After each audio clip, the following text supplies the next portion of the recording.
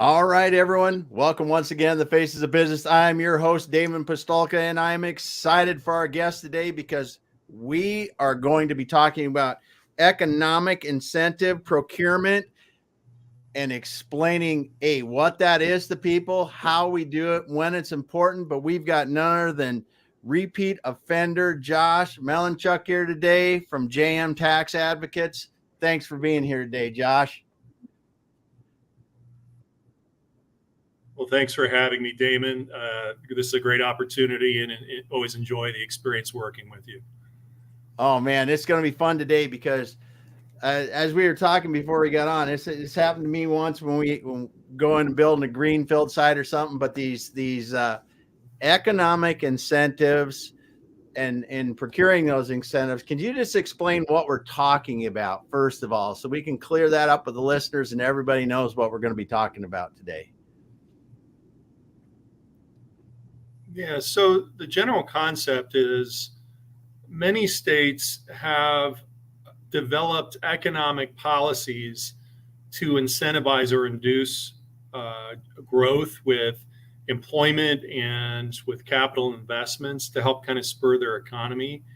And so normally there's legislation that kind of authorize certain items that would incentivize a business, such as abating property taxes for a period of time for the capital growth that occurs in a jurisdiction, or maybe incentivizing jobs through income tax credits or other grant programs that kind of help push the project over the edge in that jurisdiction to ultimately go forward. And so really, a lot of the states compete for these projects because they're really good things, right? I mean, it's great to grow the economy. All of these states want to grow.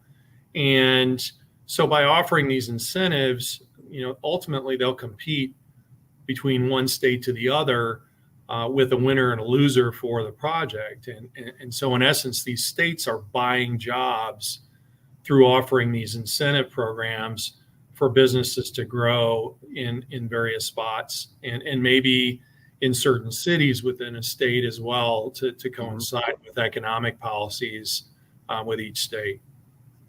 Yeah.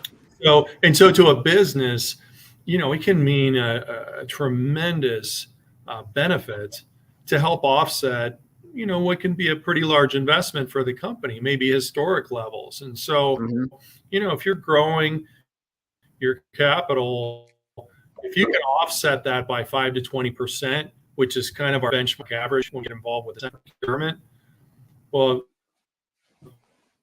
you've not only made a dent in your hand there, but you've probably set that business up for continued profitability to establish that as a lower site from a competitive nature with your other facilities as well.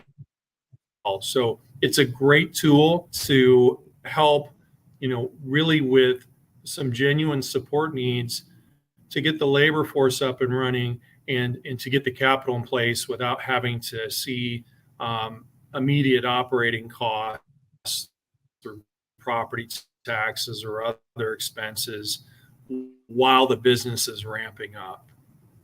Yeah, that's really cool just to think about it. If you're doing an expansion with a business, you're going into a new area and you're considering 2 or 3 areas, that could make a lot of difference if one could have certain kind of, like you said, property tax, income tax, job benefit, the creation of benefits or to help to create those jobs or train those people, just all those kind of things could make a big difference. That's for sure. So when you're thinking about this, what are some trigger points like, this might be a good time to think about it. Maybe not so much. But what are there some guidelines to go, well, if you're going to do maybe this big or this much land or whatever, what are the kind of things that really set this apart?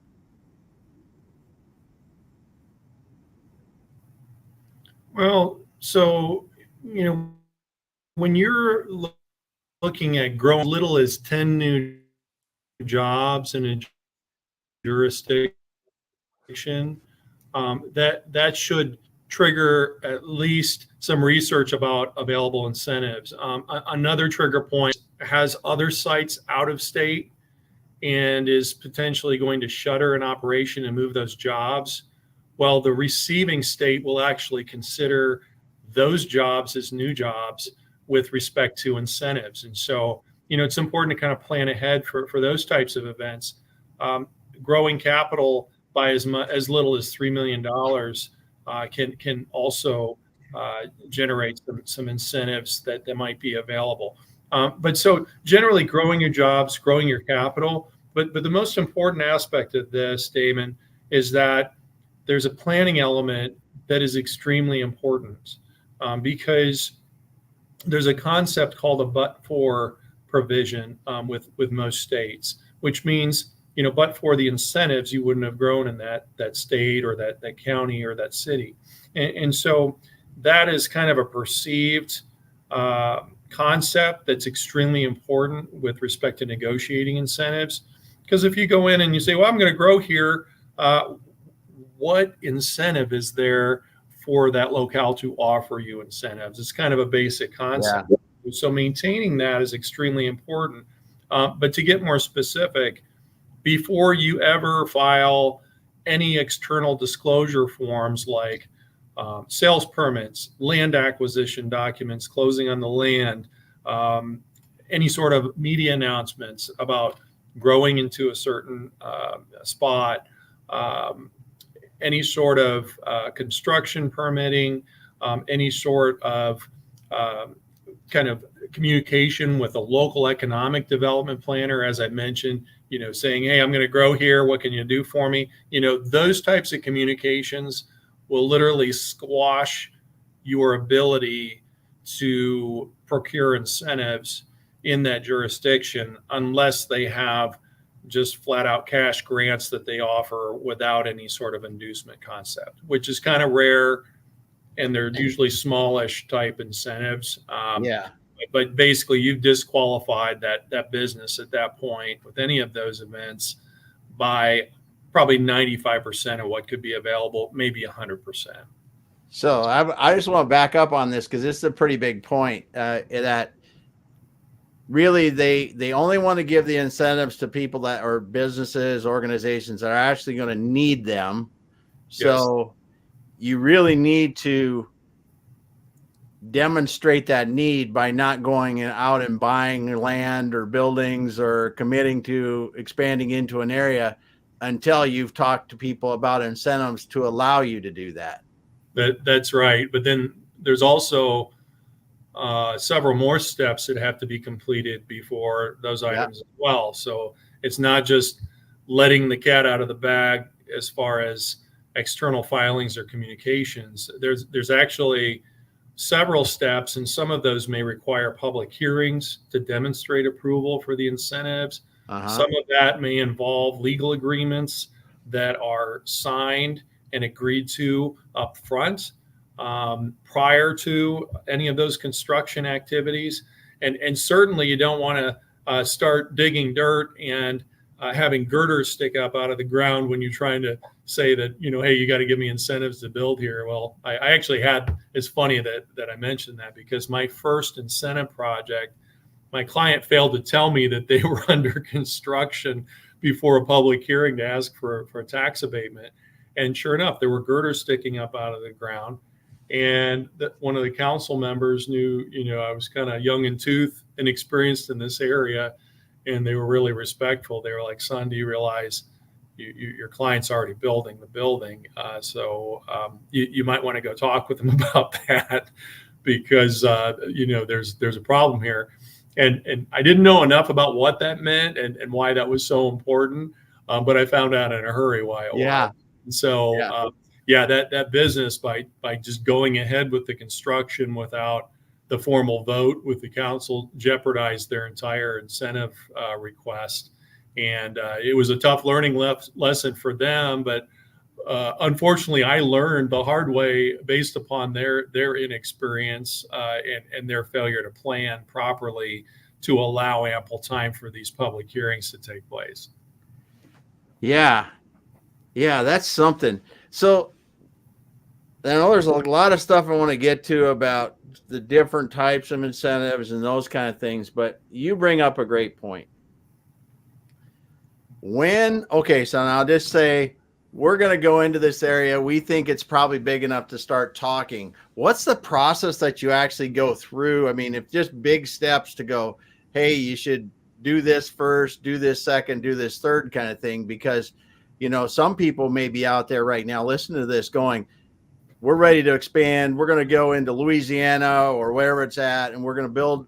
We know we're going to build. We know where we want to go, and they could be missing out on a lot of incentives if they get down there and, like you said, they open an office, get ready to do that construction, and then they think, oh wow, now let's see if we can get any incentives because we didn't think about that before. So if you can kind of lay out the steps, just the big steps would be kind of helpful, so someone listening could go, I need to start talking to somebody then. Yeah, so I would say that the research and diligence is different. The work plan is different when you've got site alternatives for the project that would involve possibly a new facility from scratch facility, or a large renovation project that, again, could have alternatives between sites. And so when you're looking at various sites and you are looking at a build, I mean, you want to look at what the labor force looks like. How much unemployment do you have that could actually staff up the jobs at this factory? Because the last thing you want to do is build a factory and not have enough labor force in a community that just has a small population, or maybe that population is almost 100% employed, and it's an aging population that is not likely to produce enough young people to run the factory or whatever the project may look like. But labor force is important to evaluate. The costs with the labor force, your logistics with freight and how that is looking, and in relation to your major customers. And so there's a lot that goes into studying the area to first make sure that it makes good business sense to build in a certain spot. But let's say, for instance, you already have a facility, you've already made the good faith leap that you want to be there, you already have jobs there, you're already established, right? And you're planning to expand, and maybe you've got another plant in another state that's kind of fighting for the same project. Well, you still want to look at the labor force trends, but then you also want to look at, what are the incentive programs in each particular state, and how do the property tax rates, for instance, compare, one versus the other. And so there's kind of this decision tree that happens to not only line up the incentives, but also line up the business factors that could, kind of tip the scales with that decision, one site versus the other. So that site selection diligence is really key, so that you don't have a surprise coming down the pike where you've made all this investment and now you're literally not finding enough people to man the lines and work at your factory. So that's extremely important. But then as far as the incentives go, once you've kind of gotten a good idea of viable alternatives, what we'll do is we'll kind of go through an incentive negotiation with each of the site economic development folks and procure a competitive package of incentives, again, for both locations, and then use that to kind of negotiate one versus the other with maximizing the deal, bringing that competitive pressure with site alternatives. And so in some cases, it's by statute to prove that you've got a competitive site to gain access to incentives. So, that alternative type diligence is extremely important, really, to do the best job that you can. And there's a lot of labor time and meetings and diligence involved with that. Most of the time, our clients don't have the time to do all of that, and they wouldn't know the first place to start with looking at alternative sites and procuring incentives in multiple jurisdictions like we do. So that's an important concept. But once you kind of line up an initial offering, there are also some steps to actually formalize the agreement in place, which may involve public hearings, kind of some back and forth negotiation, agreements that can be very lengthy, possibly with a lot of legal language. There can be steps for once the agreements are inked, to go through and actually comply annually with possibly some complicated surveys that have to be submitted every year. Because that's the thing. Once you negotiate the right to an incentive, you still have to comply with your incentive agreement in terms of proving out that you're doing your end of the deal with growing your jobs or capital based upon your initial commitments as a company. And so if you're not demonstrating that annually, you could literally either lose the entire incentive altogether or lose it for that year. So the annual compliance is extremely key. And then also from time to time, just with any government employee, you come upon situations where there's maybe an error interpretation of the agreement that can happen at the state or local level. And so you got to know that you got the benefit that you negotiated. So that certification review, looking over either the assessor or the economic development agent at the state, and making sure that their computed amounts are accurate. Extremely important. You can't assume that you got your money, because you know what happens when you assume it. You can really be taken advantage of as a company. So keeping the government accountable in all phases of this is extremely key. Even if they're the friendliest bunch in the world, seem like they're just willing to give you the world and help every way that they can. When the agreements are inked, when the annual compliance police come out, usually there's a different sort of thought process. And that's important to kind of keep in mind, so you don't have some surprises with lower benefits at the end of the day. Yeah. Well, that's a great point, because it's something, talking with you now, it's a point that I hadn't even thought about, is that two things. One, it's an incentive for you to lose. First of all, it's not just given to you as good. You got to be, and the second point is, even if you think you're doing it, you think you've proven you're doing it, that you need to make sure that the person that's going to say, yes, you are doing this, is really using the right data, their calculations are right, or whatever you're going through there, to ensure that they may just be wrong as well if they turned you down or said it wasn't really like you said it was in the beginning. That's exactly right. There's a lot of fine print elements to this, Damon. And so there's the surprise factor is pretty high. I don't want to start a conspiracy theory, but in some cases it kind of looks to me like it's rigged for failure. And so that's where a seasoned navigator like us can kind of play the movie forward and see where it's going, and then take steps to avoid having an issue or a surprise going forward. Or if there's an issue, we're capable of going to bat as an advocate for our client to set the record straight, right? Yeah. And so that's where we earn our fees, and then some, by making sure that the deal got sealed, our client actually got the money that we negotiated for them, and everything is working according to plan. And then even more importantly, our client, is having that accountability to get their information together so that we're meeting the compliance deadlines for those surveys. Because if they miss that, then there could be a real problem with either a single year of benefit or maybe the entire benefit altogether, because of the way that the incentive agreement was written. And so again, just being able to avoid those pitfalls before someone stumbles is extremely valuable. And Yeah. and that's kind of how we earn our stripes as incentive consultants. Yeah. Wow. So much to think about in this. So, what are some of the trends? Have things changed a lot over the last few years, or are they really kind of staying the same? Or what are some differences, things that you're seeing now, if there are some, with these incentives and how people are approaching them and what types of incentives are being given?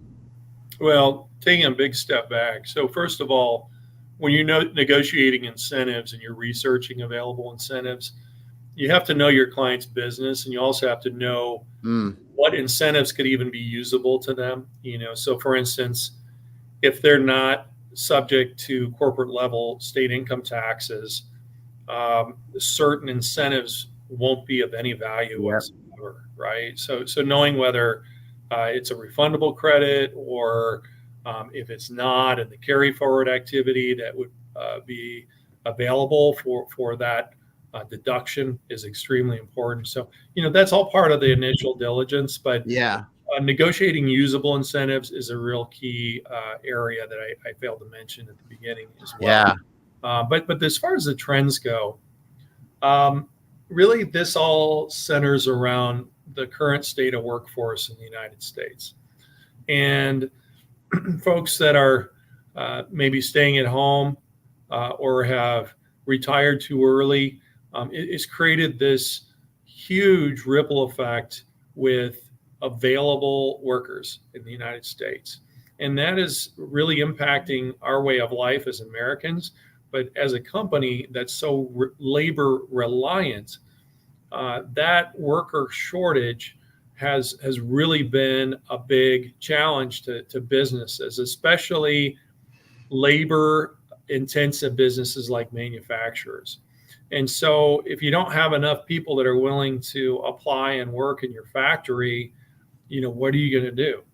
And there's a number of different responses. I mean, employers have gotten creative with allowing work from home, for some of the administrative support folks, and that's a good thing as long as your workers are working at home and only working for you, because sometimes you find out they're working for two employers. And so that's a big deal. Another is, there's such a shortage with the unskilled labor tier that many manufacturers are resorting to automation and replacing those jobs with machines.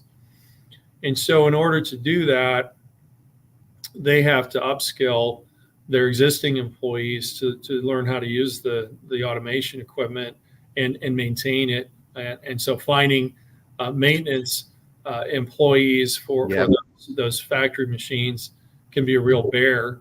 So there's kind of a trend and a shortage for repair technicians. The folks that are baby boomers that are retiring, is creating gaps with employees, and so it's all kind of converging at the absolute wrong time when we've had way too many government entitlements handed out, and folks are making more just staying at home versus coming back to work. And so, there's a lot of different factors that create this problem where you're going to your favorite restaurant and you're waiting for 2 hours for your meal to come to you, and it's just because there's not enough people to work in the jobs that at one time had plenty of people, and so the workforce element is probably bar none the biggest issue that our companies in the United States are challenged with and are having to deal with. And so that's kind of one trend.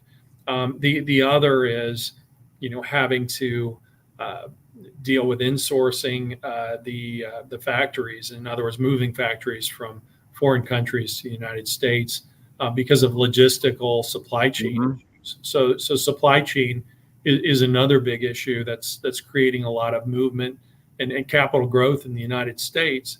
But again, if you don't have the people that are willing to work, what good is it to grow? So that's kind of the push and pull that's creating, I think, opportunities to look at incentives, because there are retention incentives that can be available to help employers get to the next level with automation, and also kind of move their workforce into that higher paying, higher value added type job situation. And so training and upskilling employees is a paramount importance with every state in the United States. And so there's a lot of programs that are out there these days to help with training through grants, cash grant matches. But you just have to know where and how to apply and when as a business. But then, those programs can literally fund up to 50% of your training budget year after year. And so that's just an example of an incentive that's out there that's being used to kind of help drive good economic policy to build skills in a state workforce to improve the economy. And so those are big trends. And the workforce shortage trend is also having a profound impact. But then many states are kind of seeing this as an opportunity to help fund those automation efforts through some kind of retention incentive programs to partially fund some of the automation equipment purchases. So you just have to know the message and how to ask for those and where to look. But those programs are out there. But again, it's important to, before you actually buy the equipment, before you dig dirt and start the construction project, you have to think about these incentives and go through all of the hoops to make sure that you're free and clear to build, construct, and add jobs under that umbrella of a formalized agreement well before all of those key events happen. Yeah, so you really need to be talking to the local economic development people, understanding this before you may have done an initial site selection or review and said, okay, looks like we got workforce, looks like the logistics are going to be okay, but now it's time for us to really see if this the incentives, the whole package works for us. It's just like another wheel in the package, isn't it? That's true. And the planning element can't be understated. And so when a client comes to us and says, hey, I'm gonna grow, here's kind of what I'm thinking, this is why it's important to me strategically, the next question I ask, well, when are you thinking about growing? And because you need to give me at least 6 to 9 months to do my job for you, so that we're not in such a rush because of your construction timeline that we can actually negotiate the incentives and maximize the deal. Because if we have enough time, we might as much as double the economic benefit for the incentive offering because of that competitive pressure that we've had enough time to build as part of a multi-site negotiation and competitive negotiation between the sites. Yeah. How many times when you do this, and I'm looking at 3 different sites, and you go, wow, the incentives are way different across the board, or do you usually go, they're pretty much the same, or because not knowing this, and what do you see when you do that? Well, some states are more similar to others, and others are vastly different. And some states don't even offer incentives, Okay. So if you say I'm going to grow in California or Florida, my next comment is don't bother. Yeah. Because you're not going to get anything there, right? Yeah. So knowing the state that you're possibly going to look at expanding in or move to is really key. So that state is really an important thing to know. Okay. What your realistic alternatives are. Yes. Well, that just brings up the next question, and you don't have to, we're not going to take you, to the bank on this, but what are some of the better states that you've worked with that really understand the incentives and how to make them work for the companies?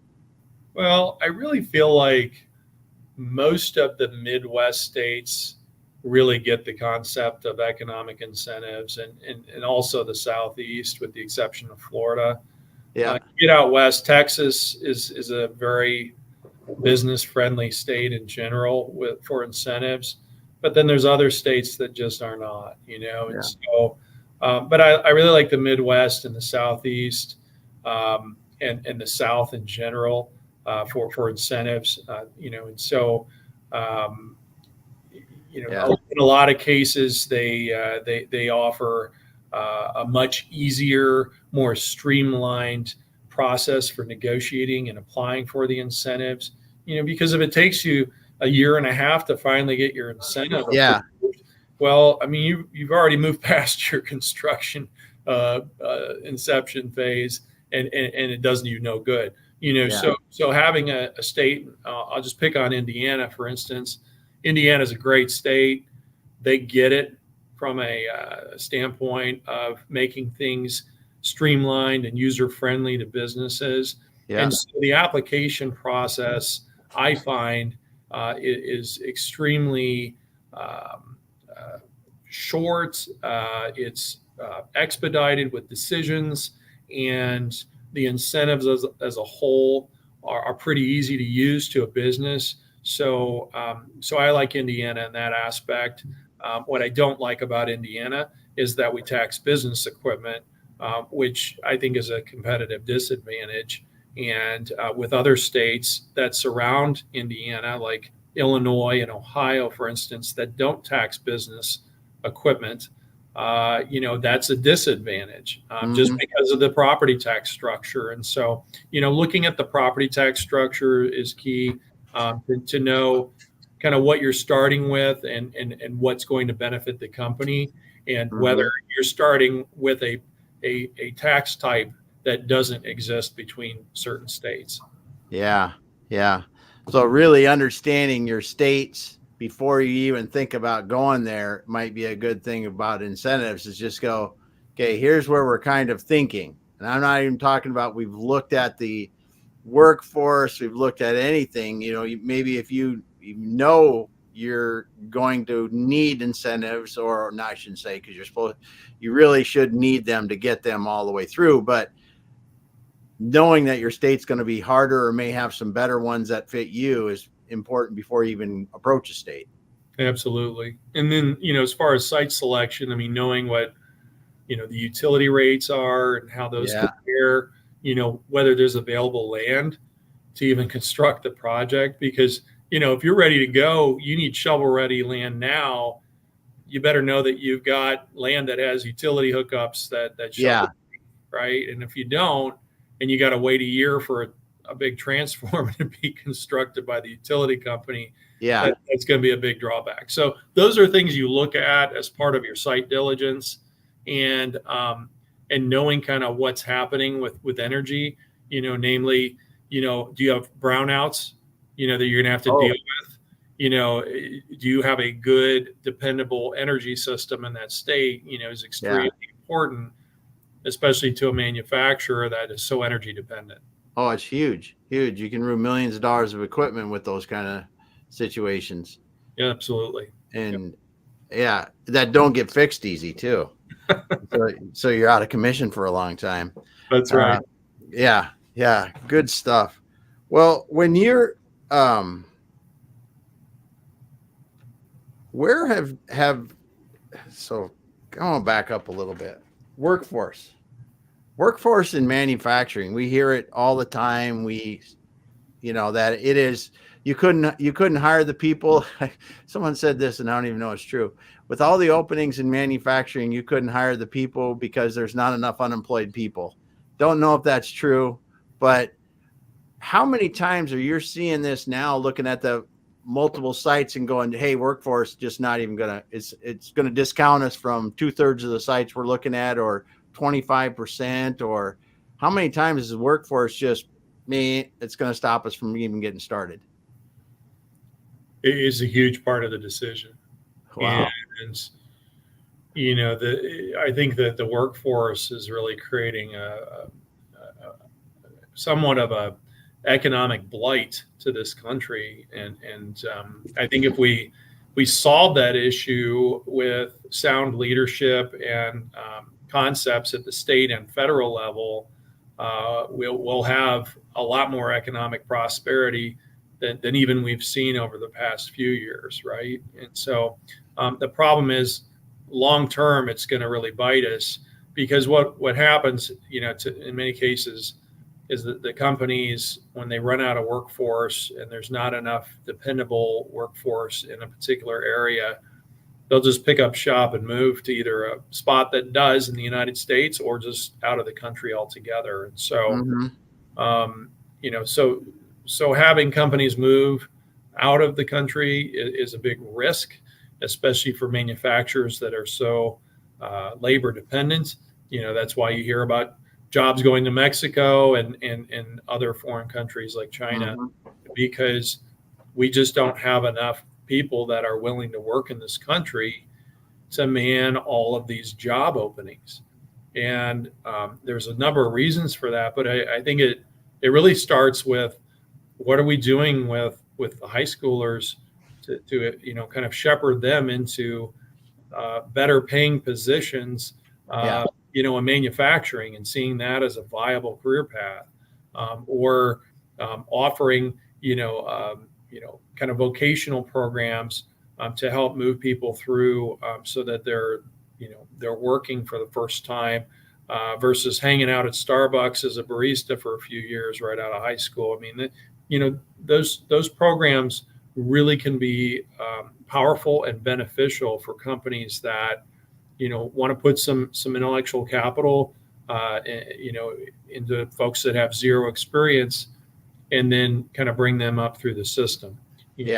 So I've seen situations where some of my manufacturing clients, I'll pick on a HVAC group, they'll actually offer on-site training with the HVAC, production simulator, and the folks that pass muster there will actually get jobs on the line, and the same is true with HVAC repair. I've seen that with fits, they'll offer a vocational education path for free, and then the folks that qualify will actually get the first job offers. And so that's kind of bringing people up through the system, through the vocation, through internships. Internships are a really powerful way to build experience, with the inexperienced kind of next young employee. And so we actually use that program, and Indiana actually offers some wonderful sponsorship through what's called the EARN program, where the state will actually fund half of the internship through a cash match for employers like us that will see fit to bring interns in and show them the ropes and build some skills. So those are just examples of where the worker skill building programs are working well, but we still got a lot of growth to do to shore up the gap, and there's way too many people retiring with all of those skills intact. And so it's going to be a big challenge to replace the aging workforce with the next generation of young employees.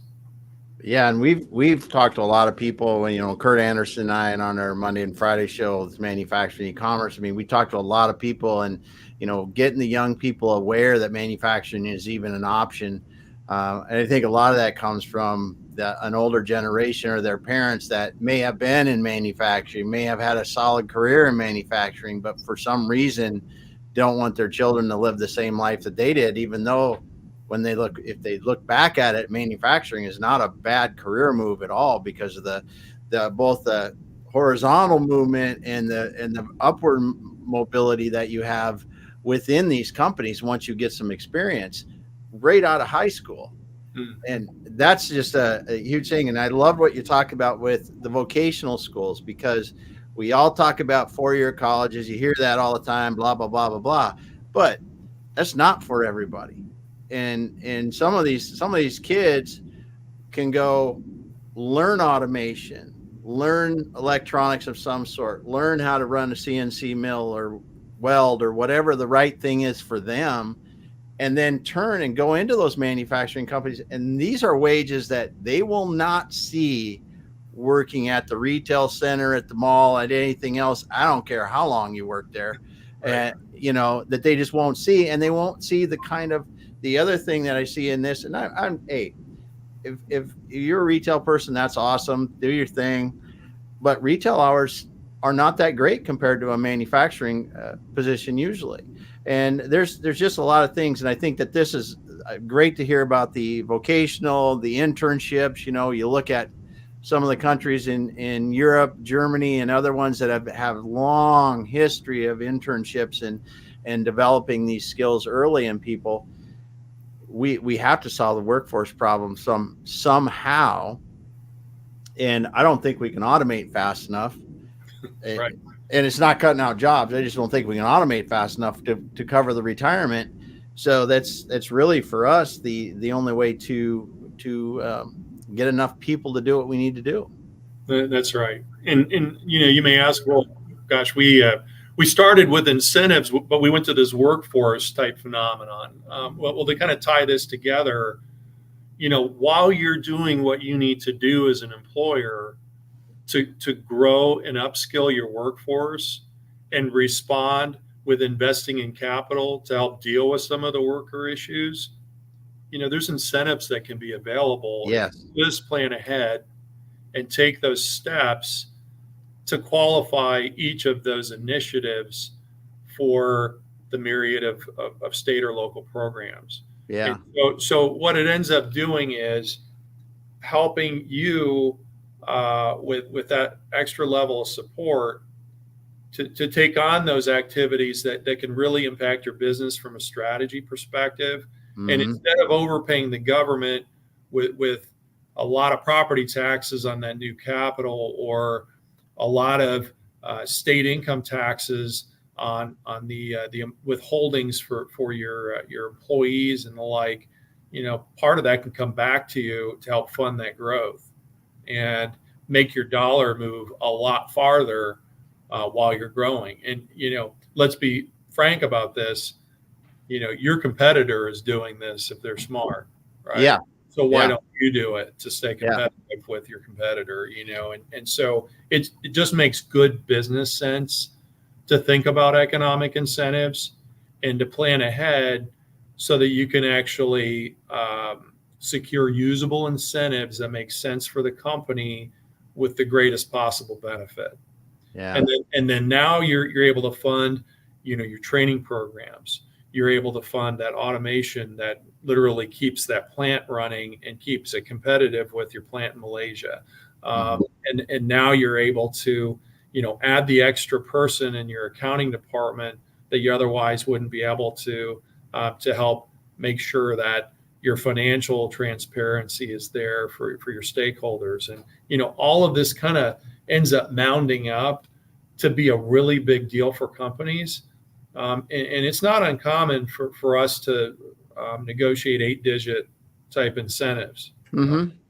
And so, you get into a project where, you can negotiate a $12 to $15 million incentive program for a business. And that can be the net operating income for a decent sized company, on an annual basis. So these incentives can be worth a lot, but you just have to allow for the time and the process to play out the right way to make sure that you're getting every opportunity and making full opportunity to sell your project and secure those incentives. Yeah. Wow.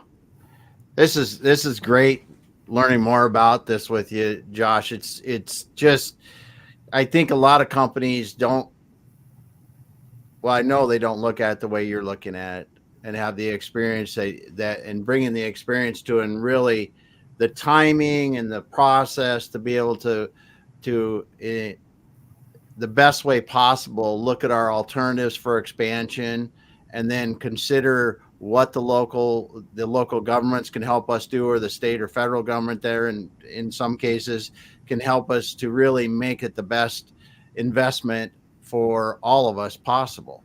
So That's right. thanks for stopping by today and explaining about this economic incentive procurement and some of the things that you're seeing. And I just want to say that listeners, if you got in this late, go back to the beginning and listen to this, because this is, as Josh just said, some of these things are 8-figure incentive packages.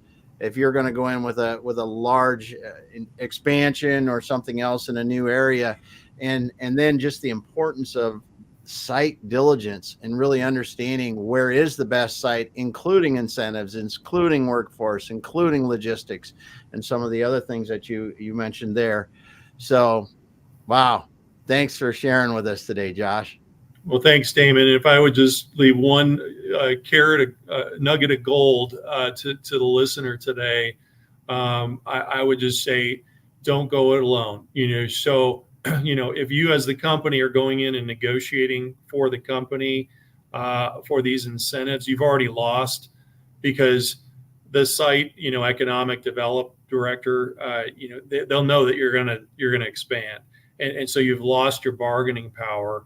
Bring in someone that can be your experienced navigator who can negotiate with anonymity and through a non-disclosure type forum, to where you as the business aren't even mentioned with the initial discussion. And so the seasoned navigator, bringing in someone that can kind of steer through the process and knows the state, knows the incentive structure, knows how to negotiate the usable incentives, and knows your business and kind of what's important to the business. Yeah. Those are real key elements. But it's important to know that there are folks out there like us that will earn their fee 10 times over through what they're able to bring back in terms of benefits. And so don't go at it alone, because your pocketbook will thank you in the end. Trust me. Yeah. Awesome. Well, Josh, thanks for being here today. If people want to get a hold of you, what's the best way to get a hold of you, Josh? Yeah, so the best way to get a hold of me would be first email, Joshua@JM Tax Advocates. If you forget that, www.jmtaxadvocates.com has a contact us part of the website. Good. And then my direct dial number is 317-674-8390, and I'm at extension 100. Feel free to leave me a message. I'll give you a call right back. All right. Well, thanks everyone for being here today. Thanks for all those listeners we have. And thanks again, Josh, for explaining to us some of the different considerations with economic incentive procurement, site selection, site diligence, and workforce. Wow. Thank you. Thanks, Damon. We're here to help. All right. Well, hang out with me just for a second, Josh. We're going to shut down. Thanks everyone for listening. We will be back again next week.